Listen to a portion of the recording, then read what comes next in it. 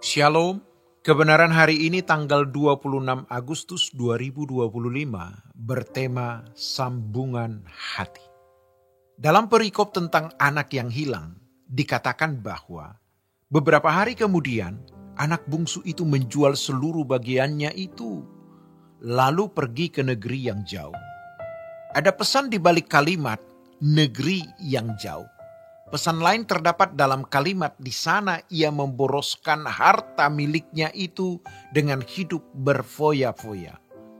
Satu hal yang tidak dapat dibantah adalah kenyataan bahwa si bungsu tidak betah tinggal di rumah. Ia tidak nyaman dalam kebersamaan dengan ayahnya. Oleh karena itu, ia meminta harta kekayaannya tanpa mempertimbangkan perasaan ayahnya. Ayahnya pasti mengetahui dan juga dapat memperkirakan bahwa anak ini bisa celaka atau bahkan pasti celaka dengan cara berpikir, sikap, keputusan, dan pilihannya itu. Namun dalam kisah ini, sang ayah yang sebenarnya merupakan simbol, gambaran secara figuratif atau kiasan dari Allah, tidak mencoba mencegah atau menghalangi kepergiannya. Tentu, si anak merasa dirinya baik-baik saja. Padahal kenyataannya sangat mengerikan. Tuhan memiliki tatanan dan ia konsisten terhadap tatanan tersebut, yakni memberikan kehendak bebas kepada setiap individu. Apakah seseorang merasa membutuhkan Tuhan dan mau tetap melekat kepadanya atau memilih jalan untuk pergi ke negeri yang jauh? Itu merupakan keputusan pribadi. Anak itu benar-benar tidak berada di sekitar kota atau negeri tempat ayahnya tinggal. Ia sungguh-sungguh ingin bebas dari kontrol atau belenggu orang tuanya. Ia menginginkan kemerdekaan menurut konsepnya sendiri. Namun sang ayah tidak berupaya untuk menghalanginya. Ia menggambarkan bahwa Tuhan konsisten terhadap tatanan yang telah ditetapkannya. Ia memberikan kehendak bebas, sebagaimana dalam peristiwa Adam dan Hawa yang mendekati pohon pengetahuan tentang yang baik dan jahat di tengah taman. Tuhan tidak menghalangi. Bahkan dalam dialog antara Adam dan Hawa, yang diwakili Hawa dengan iblis yang dipersonifikasikan oleh ular, Allah tidak menghalangi, tidak menginterupsi, dan tidak memotong.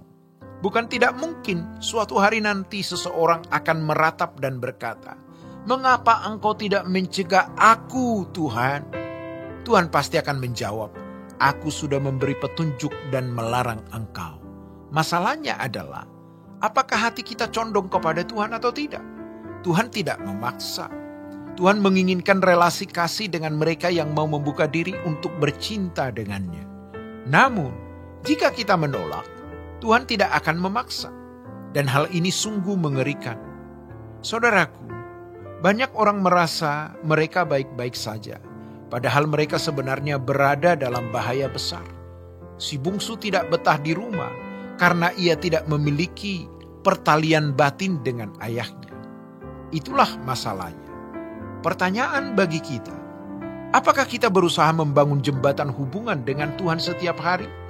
Apakah kita sungguh-sungguh mencari Tuhan dan membangun koneksi dengannya? Ketika kita berada dalam kondisi terjepit, rasa butuh kita terhadap Tuhan sangat kuat. Namun, apakah rasa butuh itu konstan saat kita tidak berada dalam bahaya atau tidak dalam kondisi kritis? Seumpama orang yang sedang terbang, kita ingin terbang setinggi-tingginya supaya Tuhan memberkati kita dan membebaskan kita dari masalah. Tetapi, apakah dalam doa kita di waktu-waktu lain kita juga terbang setinggi-tingginya? Jika kita memiliki sambungan hati dengan Tuhan, kita akan memiliki konsistensi. Hubungan itu akan akrab dan intim, tidak berubah dalam kondisi apapun, karena memang telah terjalin sambungan hati. Berbeda halnya dengan orang yang tidak memiliki sambungan hati. Ketika krisis datang, mereka berteriak, "Tuhan!" dengan lantang.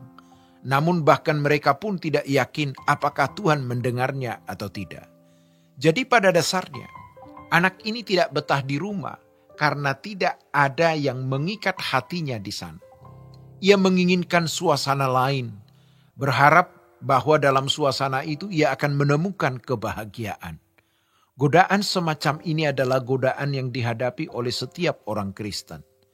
Puji Tuhan, jika kita telah jauh dari godaan ini, maka kita harus senantiasa tinggal dalam hadirat-Nya.